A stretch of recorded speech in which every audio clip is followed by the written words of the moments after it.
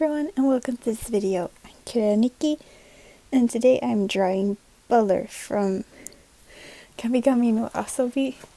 It's kind of an old anime, I guess. I don't remember the first time I saw it. It was a while ago, that's for sure. But also, I don't know if I said this in the last video or not, but my sister reminded me that there are actual layer modes in Ibis Paint. I just couldn't find them when I was actually using it. So for people who are actually using a drawing program that's free or want a drawing program that's free, that's even very professional, download Ibis Paint X and you can find layer modes there. Also, what I did for this drawing is especially when you want like something to look like they're during night time, I guess, using a darker blue and setting the layer you're using it on to multiply and then set down the opacity a bit kind of gives that effect. Usually when I'm drawing like this, I also fill the whole drawing, I guess, unless I'm gonna need the same shade for the background as well. Now these ones I didn't have the background like planned out, or my recent ones. This one I didn't really need that for the background either. But yeah, so setting it to a lower opacity, dark blue on multiply. And then just start erasing off. Now, the brushes I use are brushes that I've downloaded that are for Procreate, that I use like the most. They are free, so I don't know if I can actually find them. If I do, I'll put them in the description.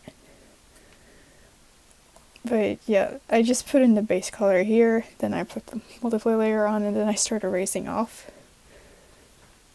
And also important when you like do this is that you might find yourself in like a situation where you kind of erase stuff,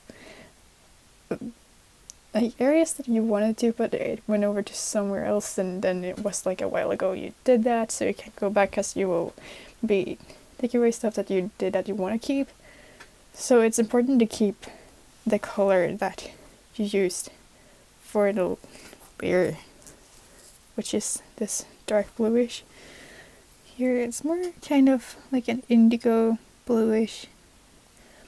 But anyways, so keeping that one so that you can fix all those, because I got some thing here with the hair. I think I didn't end up fixing that. It's also around the arm. But still, it's important to keep in mind. I don't know if I'm gonna do more of these characters. The next, I think it will be 3 videos that I have planned are of characters from Genshin Impact. I've already finished one right now for next week's video.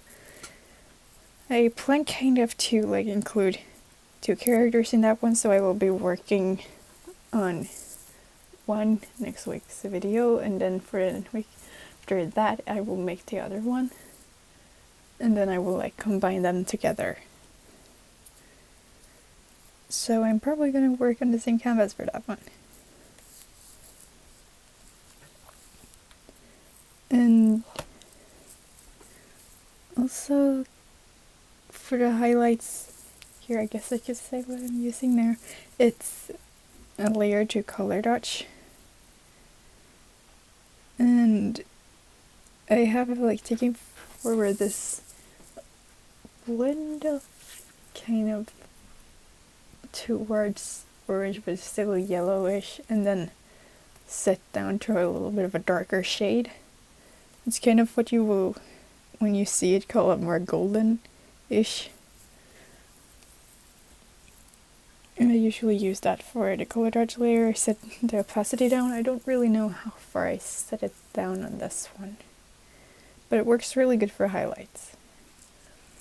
So yeah, the most common or most often I only used 2 different layer modes, and that's like shadows, multiply, and highlights, color dodge. So it's very simple. Also for my comic I have set like how many percent of the opacity layer I will have. So my comic is on the shadow, on the multiply. I also have a purple that's already like in the color swatches on Procreate. But yeah, so I set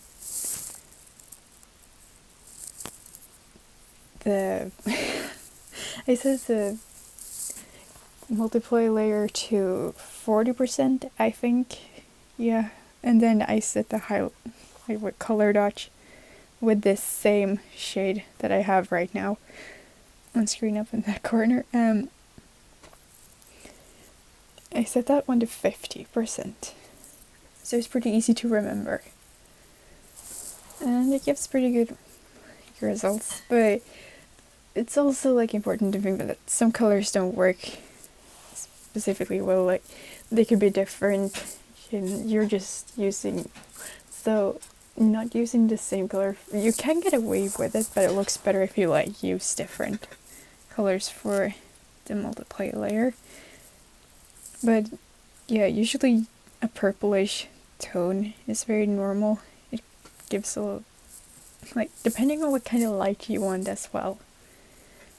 But usually like some kind of purplish shade. We have that indigo bluish thingy for the shadows here.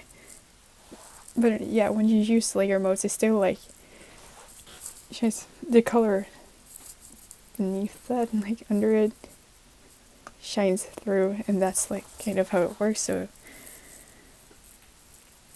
it still like becomes another color at the end of the day. And I guess I was like, I wasn't sure what I was supposed to do here.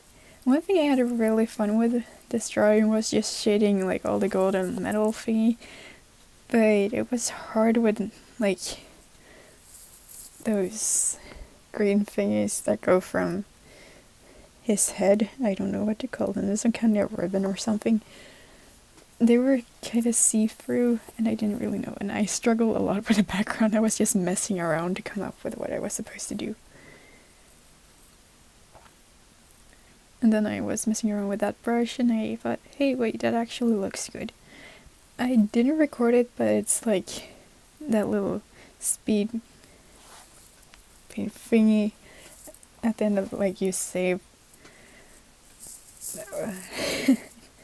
Well, I also, like, the thing I'm trying to say here is that I kind of blurred it in the background so that it became like more contrast compared to the character. I also used a 3D model for this one.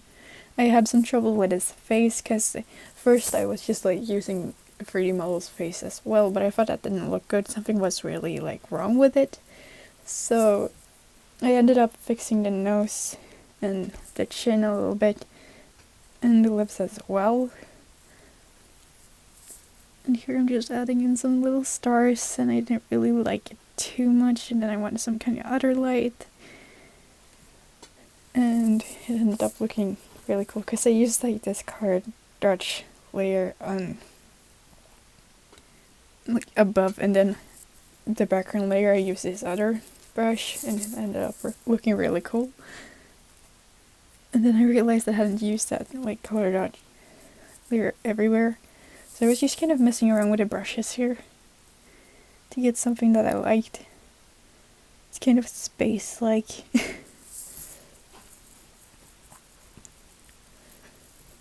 And here we go.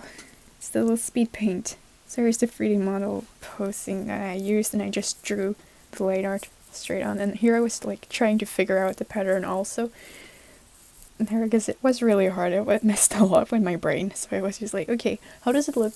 I'm gonna draw it next to it. So I ended up figuring it out at the end, but it was really hard. So I learned that at least.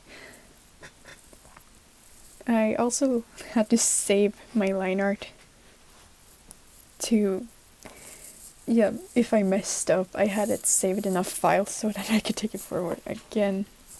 Or if I maybe like in the future, if I kind of really like the line art, so if I want to use it in the future or something like that, I could just use it.